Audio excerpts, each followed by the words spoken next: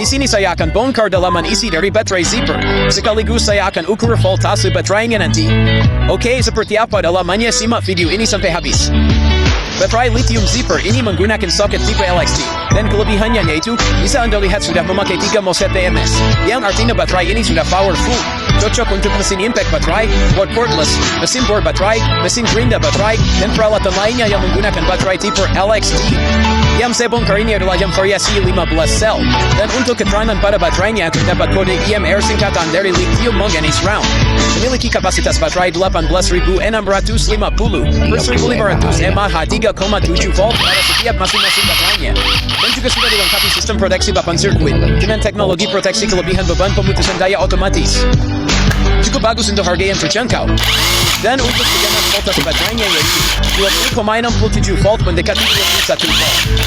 Oke, yang berminat bisa cek keranjang kuning Bosku.